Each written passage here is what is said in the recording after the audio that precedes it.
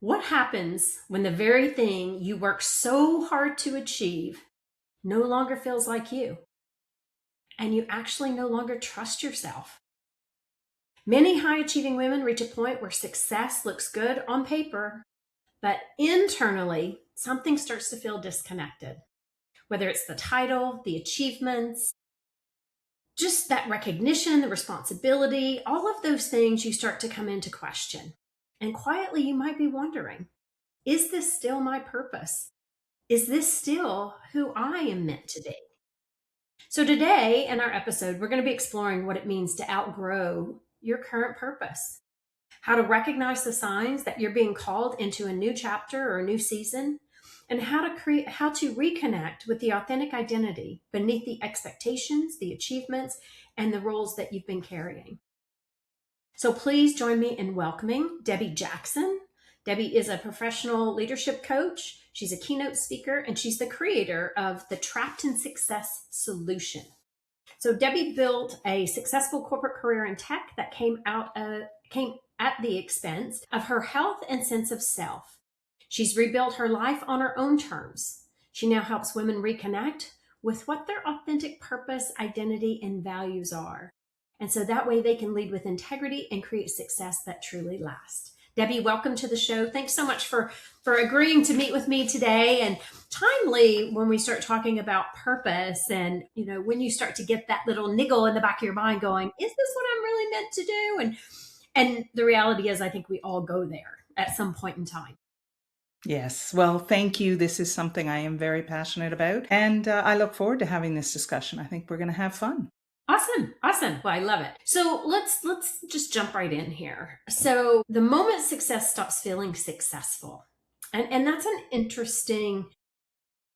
just an interesting statement when you think about it. Mm-hmm. And many women that are going to be listening today, and men, have achieved what they once dreamed of, whether that's, career growth, leadership roles, financial success, partnerships, but still something might be feeling a little bit off. Can you talk to us about a moment when you realized you had become trapped in your own success, and what did that really teach you about redefining how you view success or achievement? Yeah, interestingly enough, you talked about that little niggly feeling. I think I had that very early in my life. Actually, while I was going through university, I've got an honors degree in computer science, so a little bit of a duck out of water with what I'm doing now. And then probably about midway through that degree, I realized I don't want to sit and code and sit in front of a computer. I want to connect with people. I want to help people. But again, that social expectation, that conditioning at the time I got in, there were very few women made it into the program. I was the only woman who graduated from my class at the time. So there was a lot of pressure. So I said, no, I'm going to stick it out. I'll do it.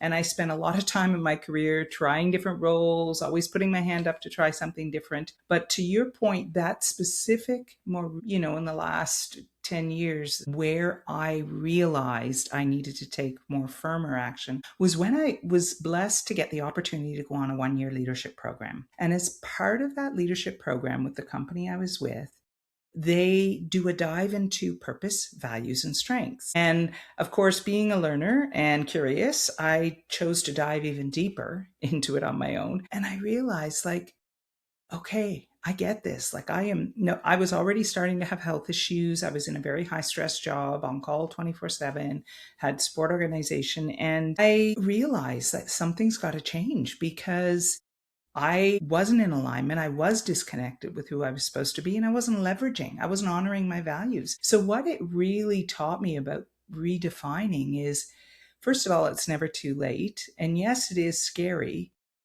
but it's scarier to stay. I could already see the impact on my health. And I thought, okay, I can do this. I don't have the answer. I don't exactly know where I'm going to land, but this is not the home that I need to stay in. And it had nothing to do with the quality of the company or anything like that. It had to do with me and the fit for the role.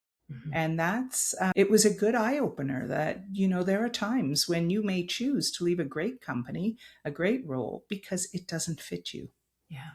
Well, and I love that you share that, and thank you for, being vulnerable and sharing that you experienced some health issues. And that's certainly a common theme between both of us. where, we, hit that moment in time when our body started saying, you're not listening, pay attention. Yeah. Yeah. And that is a good warning sign. But there are so many, I would say women in particular, where we allow ourselves to go so long before we will actually listen to that call, listen to that Yeah. niggling that we called it earlier, that, hey, something is out of alignment, something's not right here. So how do you know, if I'm a person sitting in the audience listening to you and I talk, how do I know that I've outgrown my purpose now? It's a great question, and I'm very much a fan of simplicity and sometimes even restating the obvious. And I think this is an example. The most common reason or common sign is when success doesn't feel satisfying anymore, right? You're still performing, you're still achieving, but you're emotionally, I like to call it emotionally flat. Some Mm, women have said emotionless, like it's just another checkbox, woohoo, yay. Doesn't feel, there's still a void, right? It's that void. And what used to be fulfilling is no longer fulfilling. So I think that's one of the biggest signs. Another thing that I commonly hear is, and I would classify it as a disconnection from your own life. Like you're no longer living your life. You're in on autopilot almost. You're doing all the motions. But as some women have described it to me as, I feel like I'm looking at my life from the outside in. Like somebody else is like, that's not my life, yeah. right? And And not and me. yeah, it's not me, it's not my life. And certainly I hear a lot of just craving meaning, right? Yeah. When we talked about that success and not wanting that achievement, I have a community group, and a lot of times the number one thing that I see as women join the community group when they answer some of the questions is, I just want something to do that's meaningful. Yeah. I want something to do that's meaningful to me, Yeah. right? And that's a very good indicator as well that you've outgrown your purpose, because what you're doing, purpose is about what is meaningful to you. It's no longer meaningful. There's the niggle, as you said. I love that term. I'm gonna use that Okay, term, go ahead. I'll let Vicky. you borrow it. That niggling feeling, right? That we can sometimes ignore, but it's there. And I think one I want to mention that's a bigger issue than I think we give it credit for is the emotional fatigue. Emotional fatigue that I would say is different than physical burnout. It's not that, your list is so long you never get through it. It's that the things that you're doing no longer fit. And when you go to do them, they just exhaust you, right? It's just emotionally exhausting. Perhaps 10 years ago, 5 years ago, those things would have energized you. But now they're just exhausting, and that plays a toll. Like women are shouldering it through, trying to carry the load and do those things. But when they step back and we look at this together, a lot of times there's many things they're doing that completely exhaust them. Yeah. And they weren't things that used to. Yeah. Very And true. yeah, I would say the last sign that and I like to play with this one with clients. It's a double tap on the disconnection. We talk about disconnection from your intuition, and I do see that a lot. Like that niggling, we don't even sense that when we're so stressed and so in motion. But the other one that I like to ask them is, what do you do that brings you joy? It's that disconnection to joy. I remember having a mentor ask me that, and I just sat silent. And I thought, and that's the answers. Typically, I see one of two answers to that. There's the obligatory, oh, my children, my grandchildren, my family. And I can tell in how it's answered. Is it the obligatory one, like I better say it or I'm a bad mom or a bad grandma? But more often than not now, it's that silence. Like, I don't know what brings me joy anymore. Well, and I think that goes back to what you were saying earlier. Like, we're running so fast, and we often get on autopilot. Mm-hmm. And so you're not even thinking about what brings you joy. And, when you were talking earlier about so many women wanting meaning in their life, and I'm hearing this as well, like, Yeah. there's got to be more to it. Although there is the trap of, the identity. Mm-hmm. And, well, I have to have this title or this role, or I'm the primary breadwinner in the family. And so I Yeah. can't leave what I'm doing. And so much of that becomes about that identity. And so Mhm. how do you discern between that professional identity and that meaning and that joy that you're talking about? Because it's a very real phenomenon, I think, that's happening Oh, yeah. more often and faster than it ever has. Absolutely. And it is an area, especially when I work one on one with clients, where we really drill into because our identities become so much of who we are. And we tie a lot of self worth to our identity and our professional success. But the first thing I always like to ask, and you'll hear me say this a couple times, but I ask, okay, where are you performing Mm. versus where are you expressing yourself? There's a difference. If because we've gotten very good at performing. I think we get very good because we carry so many hats, so many roles.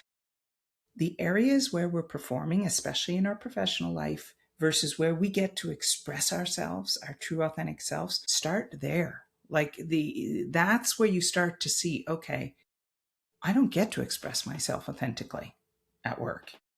Interesting, right? Okay, there's a divide right there. Yeah. Another thing, and this is almost sad because we are talking about high performing, high achieving women here. And I have had, even in the last 6 months, so many senior women say to me, like, I don't care. I'm apathetic. What I used to stress over a decision, I really don't care anymore. I'm not motivated. That is a very good sign that the professional identity has really separated from who we are. Because these are not women who would traditionally walk away from responsibilities, accountability. They would not be the type of women to say, I don't care. But I'm seeing it. And that's, again, a very strong sign that, okay, something's disconnected here, something is out of alignment, they're not finding meaning. So start with where are you performing versus where you actually get to express yourself. And then look in those areas of performing, like, are you a Grammy Award winning performer or are you like, I really don't care, I'm just going to go through the motions, right, of performing. And that will help identify where that disconnection is occurring. Because, and an interesting one that I've heard more recently, women have said to me, and I had to think about this for a bit, and then I realized why they're saying it. They'll say they just feel like they're floating through their days. And that's different than inflow, because I do think when you're Mm. honoring your purpose, honoring your values, life starts to be inflow for you and things become easier. The floating, I started to realize why they're saying that is they're not grounded to anything. These are women that would have grabbed onto something and championed it and worked for that and pushed for it. And now it's like, I'm just going to float through the day, get to the end. That's, I think, why I'm hearing that more and more, is it just feels like there's no grounding, there's no attachment, there's no feeling of, So this is funny. mine, ownership. No, it's so funny you say that because I just used those words myself just a couple of days ago. I said, I don't know what's going on with me. I'm not feeling grounded right now. And those are the signals. Like, you're 100% right. And for me, I'm not used to that. I'm used to being very, very grounded in my work and my purpose and who I am. But admittedly, I'm feeling that myself lately. And, there's a cost, right? There's an invisible Yes. cost of that, how we're looking at that. And you and I both have felt it from a physical Yes. component. You became ill. Yeah. Same thing for me, which, and unfortunately, it forced me to exit my corporate career. But it's paying attention to those things, because Yeah. when the cost is so great that it's, the loss of yourself and that self trust, like, Mm, that is substantial. And so paying attention to that becomes absolutely critical. And what are absolutely. you seeing, Debbie? Like, what do you see as the cost of not, taking the time today to get grounded and in Yes. alignment versus waiting, whether it be 6 months or, Mm. 3 months from now? Yeah, the costs are. I'm so glad you asked about that, because there's quite a few. There's physical, like we talked about, but we can't underestimate the impact of the other costs. Like, if you think cognitively, the mental overload that I see that women carry, there's like the mental clutter, the decision fatigue, the brain fog, Because when you think about it, if you are always performing, your decision making, like you're always, it's like trying to have a mother tongue and speak in another language. You're always translating in your mind. You're always saying, okay, do I answer like the performer or do I answer authentically? You know, you overthink, right? A lot of overthinking, and that weighs on the mind. Like that mental fatigue and brain fog starts to really impact women. And you talk about trust, talk about eroding self-trust, because then you begin to think, oh geez, am I losing it? Am I like, what's going on? I used to be able to keep track of this so very easily, but again, I think that's a sign to us. And actually, when we talk about trust in the fact that that is a sign that we are being given and we need to take action. There's emotional costs as well. Like, a lot of women I see, one of the first things we start doing when we're in this situation is we start to numb, right? Yeah. We try, okay, I can't deal with that right now. You know, we talk binge shopping, binge eating, binge watching, binge drinking, binge whatever, like just help me Try to not cope. think. Yeah, help me Yeah. not think about this, right? Just let me numb. And I have also seen in women resentment Yeah. because they know they're performing and they resent that they're performing and they start to resent those around them, especially those that don't seem to have to perform, Yes. right? Yes. I There's would, yeah, sorry to interrupt you. I would agree, but also that impacts your credibility, right? absolutely Because this. you, yes, Yeah. Yeah. All of this impacts because as soon as you start to struggle a bit, or you start to get irritable, or you start to, well, lack confidence because some of the other emotional, I hear all the time, it's the shame and guilt around gratitude, right? yes. Like, who am I with this great job, this great home, a beautiful family to sit and complain? Like, how can I be so ungrateful? And it's Yeah, like, and you mentioned this a moment ago too, and I want to go back to this because I think this is super important, and I think this is where women do have a superpower is when you tap into mhm. that intuition, Yes, and when you become in that overload state, like we're talking about, whether it's cognitive, emotional, relational, somatic, temporal, like that intuition, you start to question, right? And that goes along with the hmm, self trust, and that intuition is so much a part of how you lead, how you tap yes. into your purpose. And it's, yes, it's sad because that tends to be something we have to work to reconnect women with. Yes. They get very good at ignoring it, right? And honestly, in the big data, data driven AI world, we're downplaying intuition. And yet we forget that intuition is one of the primary things that keep us safe. Yes. It's back from when we were, they say the fight, flight, freeze. It's Hmm. that intuition that helped keep us alive. So I'm not a fan of putting it to the side and saying everything's data, data, data. We do need both. But to your point, yes, building back that intuition and then building back the confidence and trust that my intuition will guide me in the Yes, right direction. That does take some effort it because does. there's, by the time women get to this point, a lot of times they're disregarding it, and they're even told to Yeah, disregard, don't lead with your gut, we've got a dashboard. exactly, exactly. And that's also another invisible load that women carry because you're going to be told, oh, don't trust that, trust this. And it's like, wait a Yeah. minute, I know that's not right. And you see that so often, especially sitting in a boardroom or sitting in a management meeting. And it's like, oh, Vicky, you don't know what you're talking about. And it's like, oh, yeah, actually, I do know what I'm talking about. Well, yes, and worse, they'll be told, well, you're just being emotional. Correct, And correct. intuition and emotion are very, Very very different. different, Yes, right? And that is something that, again, women need to recognize when they're in those situations and their intuition is trying to get a voice. And they are, you talk about signs of being outgrowing your purpose. That's a sign you're definitely in the wrong place. culture. Yeah, You're in the wrong environment, right? Because you need to trust, you need to have that psychological safety that you are in a space where you can voice your intuition. You can't, that because that's part of expressing your authentic self, well, right? yes, it's part of your authenticity, but it's also part of your knowledge, which is Hmm. what you're paid for. It is. That's part of your knowledge leadership, and trusting that yes, I've experienced this good, bad, or indifferent in the past, but I've learned from that. And Yes. something to explore. So, Yes. Debbie, I'm gonna go back to purpose a little bit, because Sure. I think often, we feel this pressure that we should have a purpose. And I've had women say to me in the past, they're like, "Well, my purpose is not important, Vicky," or "I don't know what my purpose." I know, and it could be maybe your purpose is, creating a healthy pet treat, and that is a purpose, right? And so I think sometimes we discount what our purpose actually is, and that we think there has to be this one perfect answer.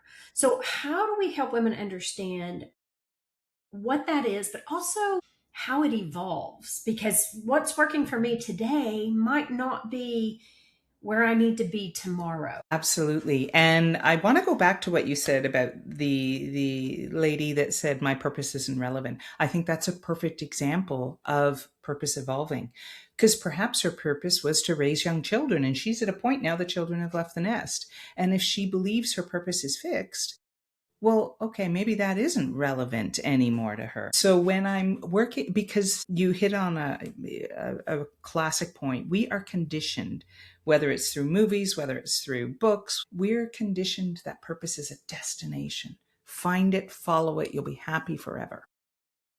We forget to say that as humans, we evolve, right? We go through all of these different experiences, situations, we're exposed to opportunities, to challenges that shift. Our purpose might not go radically different than maybe at the beginning, but it will evolve. It will shift, just as our values do. So I like to start and work with women around just educating and reframing. Like one of the classic, especially if I'm working with a woman who, or a group of women who are in the, say, 45 to 55 or 40 to 55, 40 to 60, I'll say, I bet you your purpose and what brought you meaning at 25 is very different than what brought you meaning at 100%. 50, right? And purpose is about what brings you meaning, how you want to show up in the world. And so right there, that's enough. These are bright women to say, yes, okay. So really looking at just reframing and educating that as we evolve, so will our purpose. And then it's about supporting them in tuning into the now. Because to your point with the woman who said, my purpose isn't really relevant, part of that is because they don't know. I've had so many women who they really don't know what their purpose is now. They want to find it, but they're not sure. So it's supporting them and tuning into who are they now? What do they need now? What do they want to experience now?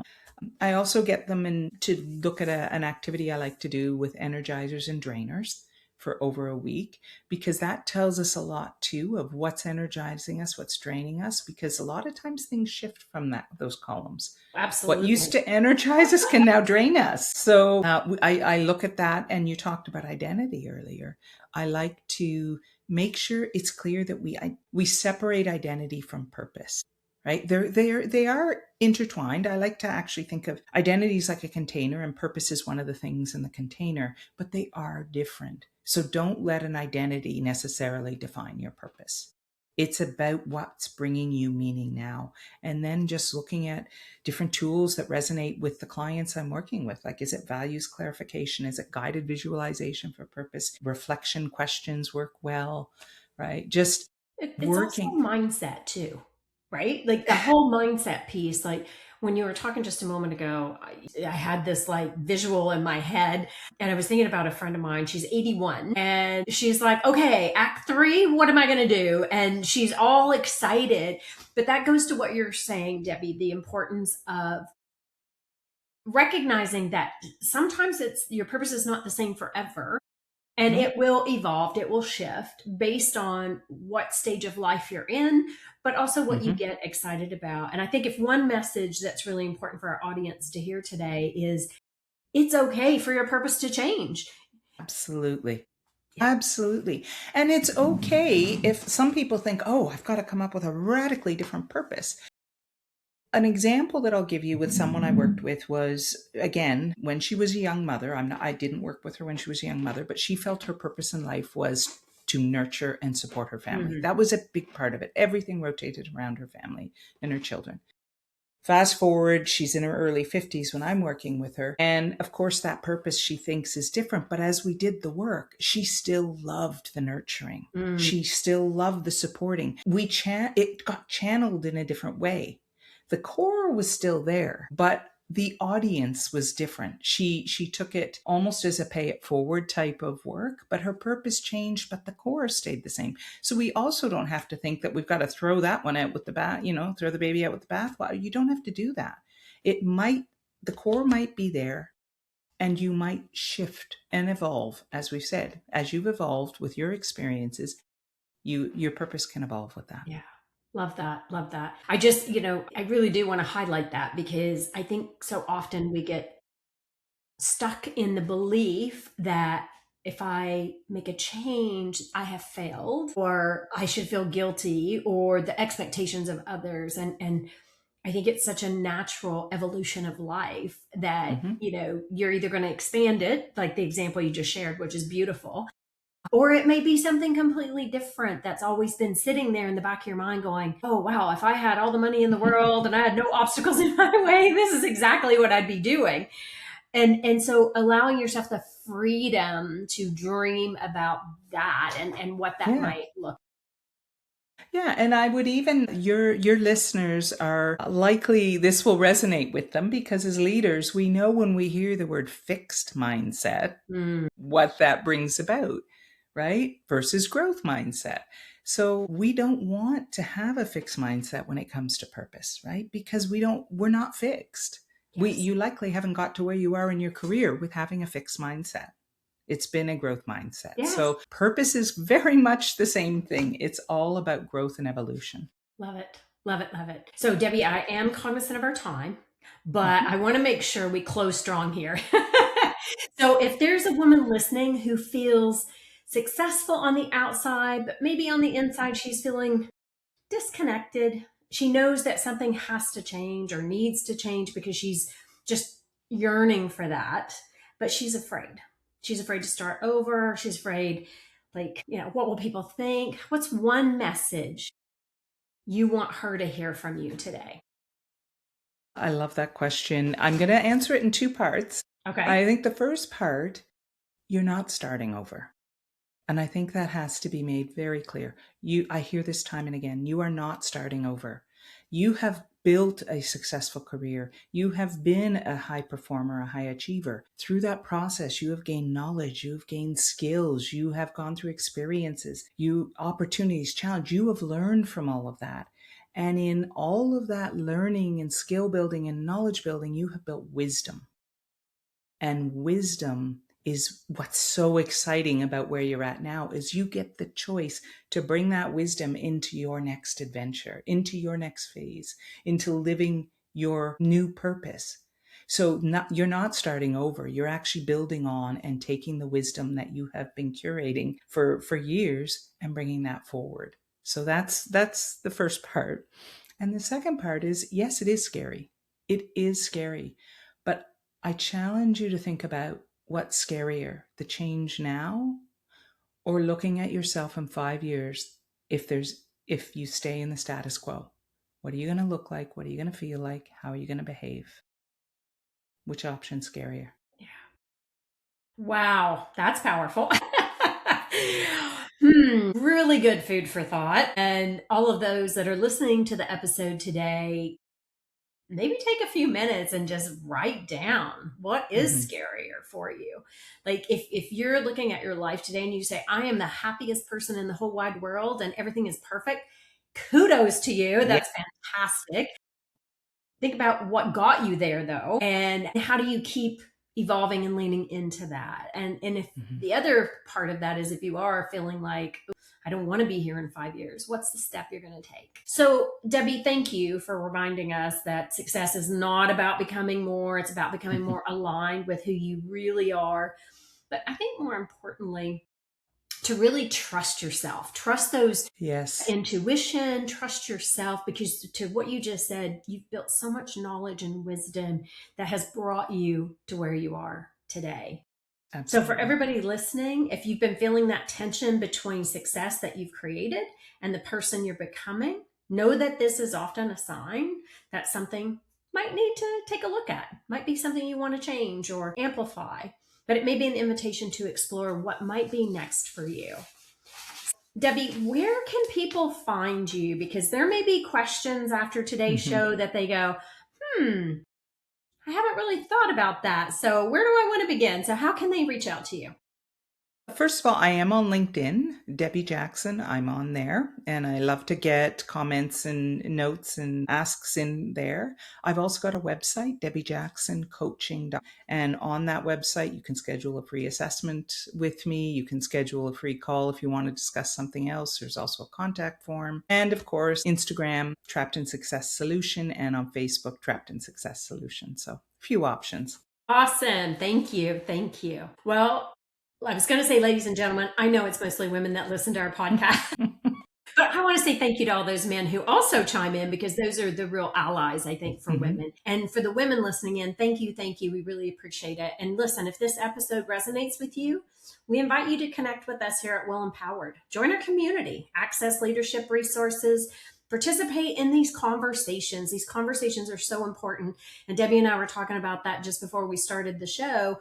We need to have more women's voices amplified, and surrounding yourself with women who are redefining what leadership in today's world might look like. So be sure to visit us at Well Empowered and become part of our community, where we're committed to helping you be more confident, trusting yourself, purposeful, and impactful in the world.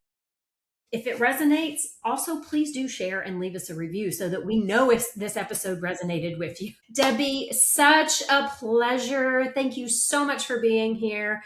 And thank you for all the work that you're doing to continue to help women align with their purpose, their vision, their mission in this world. Thank you very much. And thank you for having this platform for us to help others. My pleasure. All right, everyone. We will see you on the next Women in Leadership Talk podcast. So thanks again for joining us, and we'll see you next time. Take care, everyone.